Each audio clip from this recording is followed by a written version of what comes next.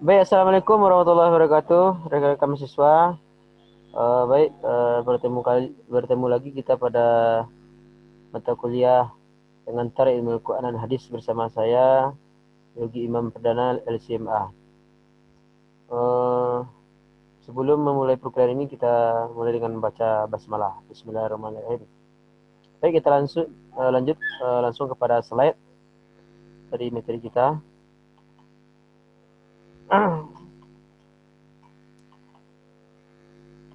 Pada pertemuan kali ini kita akan membahas tentang pengantar perkuliahan kita.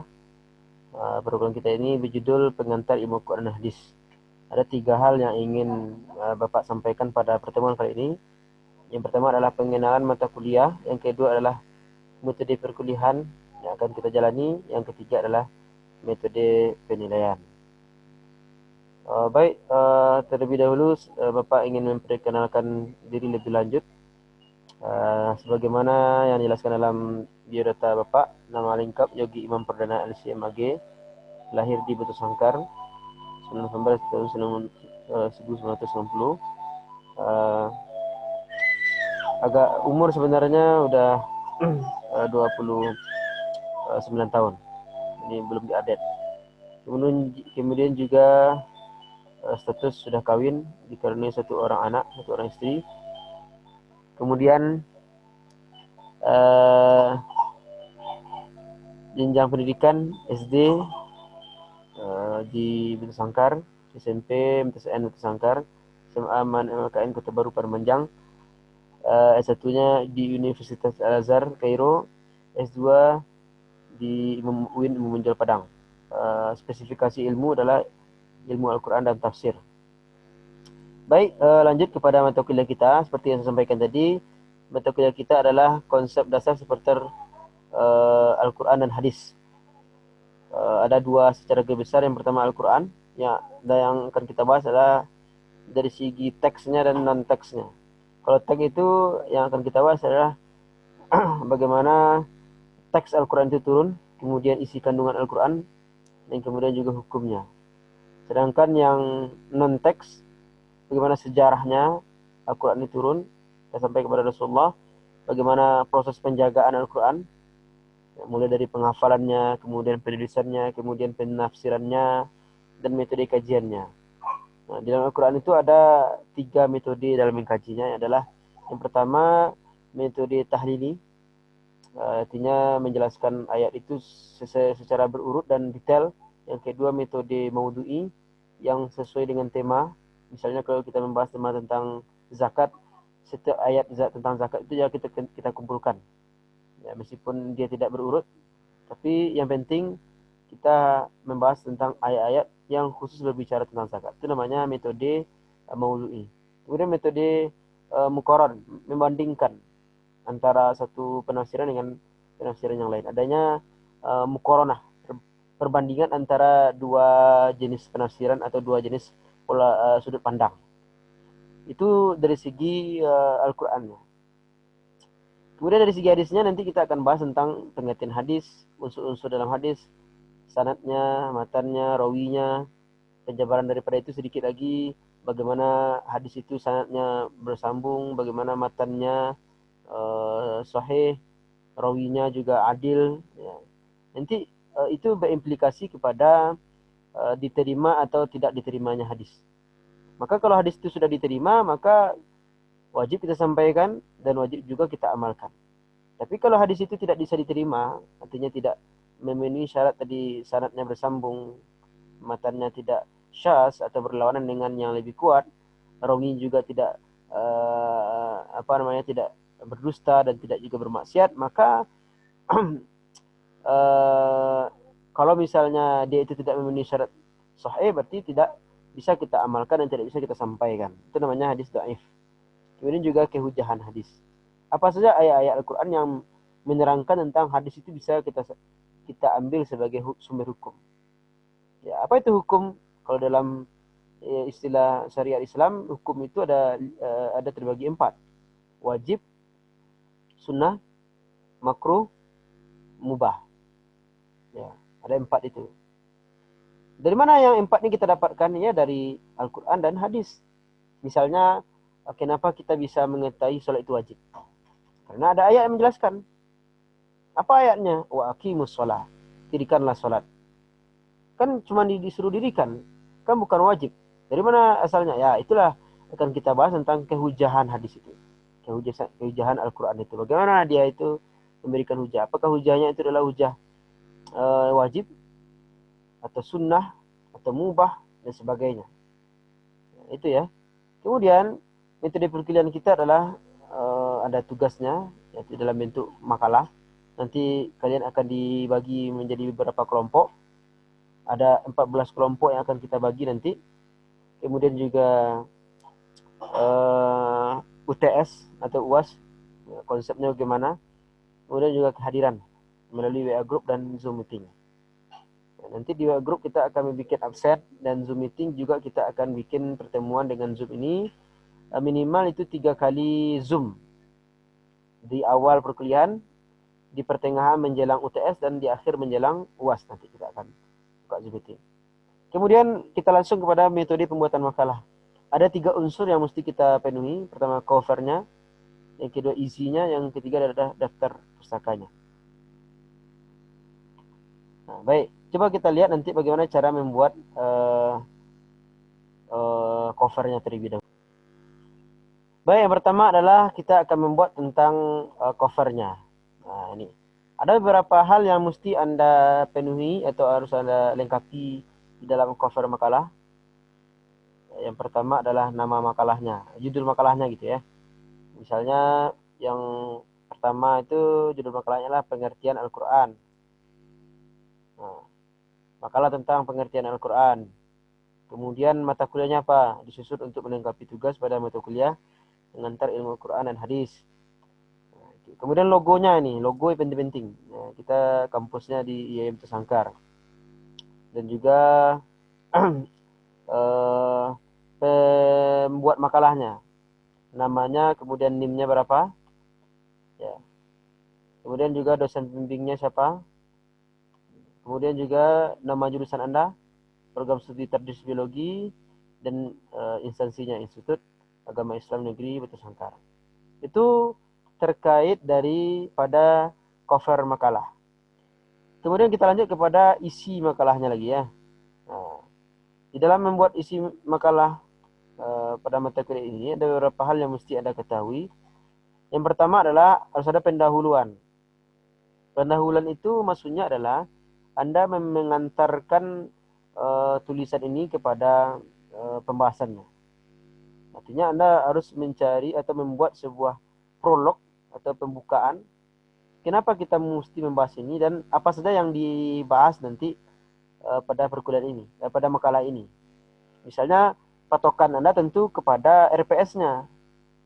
Ya, patokan Anda tentu kepada RPS-nya. Oh, nanti maka pada perkuliahan pada makalah ini kita akan membahas tentang pengertian Al-Quran, nama-nama Al-Quran, sifat Al-Quran dan fungsi Al-Quran. Itu yang Anda bikin di dalam pendahuluan. Artinya Anda bisa mengantarkan pembaca kepada isi yang akan Anda tulis dari makalah ini. Itu isinya pendahuluan. Kemudian juga yang berikutnya pembahasannya atau isi makalah Anda. Perlu Anda ketahui bahwa dalam membuat makalah itu penomorannya harus ada juga metodenya. Jangan sembarang juga ya. Di antara metodenya itu di dalam membuat penomoran, nah, misalnya ini kan, nah, A, B. Kalau A ini punya anak pembahasannya, maka bikinnya lagi bukan A juga, tapi bikin 1, ya, 2, ya kan. Kalau 1 ini juga masih ada anaknya, maka bikin A kecil, ya kan. A kecil, B kecil. Nah, itu ya. Anda cukup 1 kali aja memberikan jorok di sini. Nah, artinya seperti ini ya. Kalau setiap anak itu Anda jorokkan, ini jorokkan juga, ini jorokkan juga, ya kan. Nah, itu habis 1 kertas itu apanya, boros jadinya, ya kan. Makanya jangan boros kita. Satu kali aja dijorokkan ini. Masih ada nanya lagi, tetap sama urutan atau posisinya di atas dan di bawah. Nanti ya, sama seperti ini. Nah, ini dalam mata kuliah ini. Ketika saya bikin anak kalimat daripada yang ini, maka saya cukup menjorokkan yang ini saja gitu. Nah, coba lihat huruf T dengan satu ini, kan saya jorokkan itu. Cuma ketika anak satu ini punya anak, saya tidak jorokkan lagi karena takutnya nanti mubazir kertasnya atau mubazir halaman daripada apa namanya tulisannya. Kemudian juga cara membuat tulisan bahasa Arab. Nah, ini kan bagus nih bahasa Arabnya. Maka Anda bisa mencari misalnya di dalam Google gitu ya atau di situs. Misalnya ayatnya Al-Isra ayat 9. Nah, Anda tinggal cari. Misalnya di sini kan. Al-Isra ayat 9. Klik di sini. Kemudian Anda blok semuanya. Anda copy. Maka ketika Anda paste ke sini, tampilkannya seperti ini. Masih belum bagus bentuk tulisan bahasa Arabnya. Bagaimana caranya? Caranya mudah. Tinggal Anda blok semua bahasa Arabnya, ya kan? Anda ambil bentuk tulisan ini. Coba lihat di sini, ada Arial body. Anda ganti Arial body ini dengan tradisional Arabic. Akan membuat bagus jadinya. Ganti ukurannya menjadi 16. Coba lihat, bagus kan? Yang awalnya tadi seperti ini menjadi seperti ini. Kemudian juga yang paling penting yang perlu Anda pahami dalam membuat makalah itu setelah tulisan bahasa Arabnya adalah penomorannya juga ya. Kemudian catatan kakinya. Ini. Bagaimana cara membuat footnote atau ketika Anda mengutip itu? Misalnya 2 ini ya. Cara bikin footnote. Kita lihat dulu. Ya. Cara bikin footnote itu Anda taruh kursor di ujung setelah titik. Misalnya Anda kutip ini. Paragraf ini Anda kutip dari sebuah buku. Karena ini karya ilmiah tentu harus ada sumber yang Anda jelaskan, harus Anda kutip. Kalau tidak Anda kutip itu sumbernya, maka dikhawatirkan ini sebagai plagiat atau mencuri karya orang lain. Maka perlu Anda tampilkan sumber daripada tulisannya. Bagaimana caranya menampilkan sumbernya? Taruh kursornya di ujung nih, kemudian Anda ambil referensi. Coba lihat home, insert, layout, referensi. Bagian yang nomor 4-nya. Kemudian terus ke bawah, ambil footnote. Langsung aja ke panah ini, klik panah ini. Langsung insert. Enter aja langsung. Coba di bawah ini. Ya kan? Cara bikin catatan kakinya, pertama dulu Anda tap dulu ya. Tap dulu biar dia menjorok. Kemudian nama penulis bukunya. Kemudian judul bukunya, isi daripada footnote itu. Kemudian kota terbitnya di sini. Kemudian penerbitnya ini. Kemudian tahun terbit bukunya dan halaman berapa yang Anda kutip. Khusus kepada judul buku harus Anda miringkan. Gimana caranya? Anda blok dulu ya, terus Anda klik kanan. Ambil yang tulisan yang ini, yang i miring ini. Anda juga boleh di sini juga ada kodenya. Blok dulu kan, terus ambil i. Atau juga dengan apa namanya, dengan keyboard juga bisa. Ya kan? Anda blok ini, terus Anda klik Ctrl I. Nah, miring dia kan? Nah, coba miring dia. Oke, kita lanjutkan setelah penomoran, kemudian catatan kaki, kemudian isi. Bagaimana cara mencari sumber bukunya, Ustaz? Kita kan nggak punya buku di rumah. Bagaimana caranya? Ke kampus juga nggak bisa ke pustaka. Ya kan, karena protokol COVID. Nah, caranya mudah. Ustaz cuma memberikan kalian kemudahan di dalam apa namanya, mencari sumber. Cari aja di Google. Misalnya Anda mencari pengertian Al-Quran misalnya kan. Mencari pengertian daripada Al-Quran. Misalnya pengertian Al-Quran, klik di Google. Nah, kata kuncinya adalah pengertian Al-Quran. Harus ada kata-kata PDF-nya di sini. Ada kata-kata PDF-nya. Apa gunanya saat Anda agar yang tampil di browser itu adalah dalam bentuk tulisan orang atau jurnal atau skripsi. Jadi biasanya kalau ada kata PDF ini biasanya yang tampil skripsi atau jurnal sehingga tulisannya lebih lengkap. Nah, coba lihat. Nah, ini tampilnya. Ketika Anda buka klik ini, ini tampilnya ini seperti ini. Nah, ini kan sudah bentuk karya ilmiah. Kalau Anda cuma mengklik pengertian Al-Quran saja tanpa PDF, maka dia khawatirkan nanti tidak keluar, yang keluar cuma nah ini Wikipedia. Nah, jadi tampilannya seperti ini, enggak kayak karya ilmiah. Nah, seperti ini kan kalau mengutip kan sulit jadinya. Coba kalau seperti ini, bagus jadinya kan. Nah, coba lihat catatan kakinya, ada kan. Nah, jadi Anda tinggal copy paste, misalnya pengertian Al-Quran, copy aja di sini, ya kan.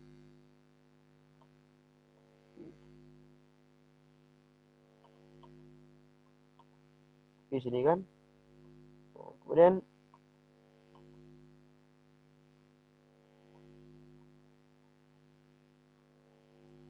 Anda taruh di makalah Anda, misalnya di sini ya.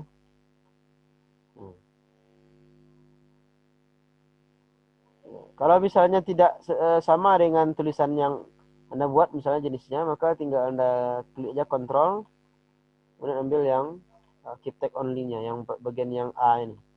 Maka akan sama dengan tulisan yang yang Anda tulis sebelumnya.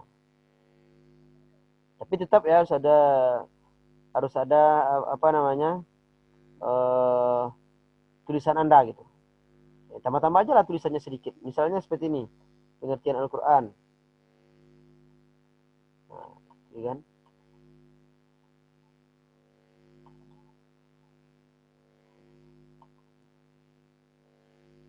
Apa yang perlu Anda tambah? Misalnya Muhammad SAW dari perantara Jibril dengan lafal namanya dari Allah yang dikenalkan secara mutawatir, membacanya merupakan ibadah. Nah, inilah tambah saja misalnya di ujungnya kan. Inilah pengertian Al-Quran menurut pendapat yang penulis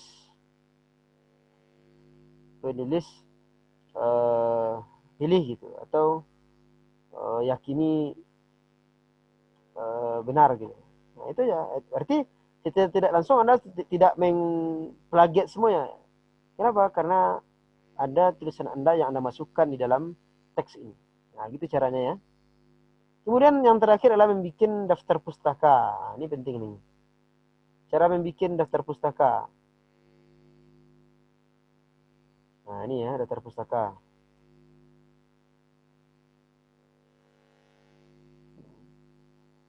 Sama dengan yang tadi, namanya, tapi namanya harus dibalik ya. Misalnya namanya Yogi Imam Perdana.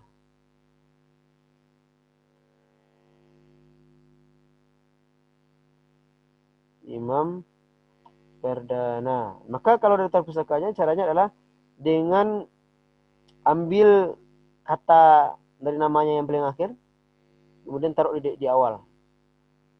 Ini cuma di daftar pustaka ya. Kalau misalnya di catatan kaki itu tetap namanya normal. Tapi kalau di daftar pustaka didahulukan kata akhirnya. Perdana, koma, Yogi Imam, koma. Kemudian judul bukunya apa? Misalnya judul bukunya adalah ilmu-ilmu Al-Quran. Nah, ini kan. Nah, dimiringkan judul bukunya. Kemudian juga ada setelah itu tahun terbit, kota terbit bukunya, kemudian apa namanya penerbitnya, kemudian tahun terbitnya. Nah, itu ya. Kalau misalnya terdiri dari dua baris, tinggal Anda ganti aja, ya kan? Yang di bawah yang dicoretkan, bukannya di atas. Nah, ini ya. Kalau misalnya Anda capek, itu mengatur-ngaturnya mudah aja. Paste, kemudian di enter aja setelah tahun ini. Up, nah. Oh, salah ya. Paste, keep take only dulu. Nah, kemudian setelah tahun ini Anda enter aja. Sip. Nah, rapi kan ya kan? Apa lagi? Ini lagi. Kalau Anda mau rapikan, udah. Paste, tapi tetap keep take only. Nah, 1, 2, 3, yang A-nya ambil. Jadi setelah tahun ini Anda enter. Nah, rapi dia kan? Nah, begitu cara membuat daftar pustakanya. Nah, itu diantara apa namanya, cara membuat makalah. Artinya covernya, isi makalahnya, dan uh, daftar pustakanya. Tapi satu hal yang perlu Anda juga pahami, sebelum menutup makalah Anda harus menampilkan kesimpulan terlebih dahulu. Apa kesimpulannya? Ya, kesimpulannya apa? Sehingga pembaca itu memahami betul apa inti daripada pembahasan yang Anda buat. Baru setelah itu baru daftar pustaka. Itu diantara pembuatan makalah yang perlu kita jelaskan. Kemudian metode penilaiannya, penilaiannya kita terdiri dari 3. Yang pertama adalah kehadiran dengan membuat absen, kemudian juga UTS, kemudian juga UAS, ya, kehadiran atau kehadiran dan tugas ya, kehadiran tugas ini adalah makalah, UTS dan UAS. Nah, jadi kalau Anda maksimal di K4 ini maka nilai Anda akan tinggi. Itu untuk hari ini perkuliahan kita. Oh ya, untuk materi yang kita bahas, nah, ini diantaranya adalah pengertian Al-Quran. Ya, pengertian Al-Quran menurut bahasa dan istilah, nama-nama dan sifat dan fungsi Al-Quran. Pengertian Al-Quran ini tadi sudah saya jelaskan, kalam Allah yang mengandung mujizat, diturunkan kepada Nabi Muhammad yang berbahasa Arab, dan beribadah bagi yang membacanya. Itu diantaranya. Kemudian ulumul Quran. Nah, ini kajian-kajian yang berkaitan dengan Al-Quran. Apa saja ilmu-ilmu yang ada kaitannya dengan Al-Quran. Misalnya ilmu bahasa Arab, atau juga misalnya ilmu asbabun nuzul. Ilmu nuzul itu adalah ilmu yang menjelaskan tentang sejarah atau peristiwa yang melatar belakangi terjadinya turunnya ayat. Kemudian wahyu. Nah, wahyu ini apa? Wahyu ini tuh kan pesan Allah kepada hambanya yang terpilih. Mesti hamba yang terpilih. Kalau nggak dipilih nggak bisa dikatakan sebagai wahyu. Misalnya kalau saya misalnya kan menerima wahyu, sedangkan saya orang biasa, bukan orang yang dipilih. Maka saya bukan mendapatkan wahyu ya. Cuma mendapatkan hidayah saja. Jadi wahyu itu harus kepada orang yang dipilih. Maka Al-Quran ini apakah wahyu atau tidak? Ini yang menjadi kita akan jelaskan nanti. Kemudian juga mengenai nuzul Quran. Apa itu nuzul Quran? Proses turunnya Al-Quran. Nah, berapa saja fasenya? Secara garis besar ada 3. Yang pertama adalah dari Lauhul Mahfuz ke Baitul Izzah di langit dunia. Kemudian dari Baitul Izzah ke dadanya Rasulullah SAW. Nah, bagaimana prosesnya? Terus apa saja ayat-ayat yang apa namanya, yang pertama kali turun, ayat yang terakhir kali turun. Nah, ini di nuzul Quran nih nanti akan kita bahas. Kemudian tentang pengumpulan dan pemeliharaan Al-Quran. Kapan mulai Al-Quran itu dikumpulkan? Kalau awalnya kan Al-Quran itu cuma disampaikan melalui risalah Rasul kepada para sahabat. Artinya bercerai-berai, tidak berurut. Kadang-kadang di rumah si sahabat yang A dengan ada beberapa juz ayat Al-Quran. Di rumah si B ada beberapa juz. Belum terkumpul 30 juznya.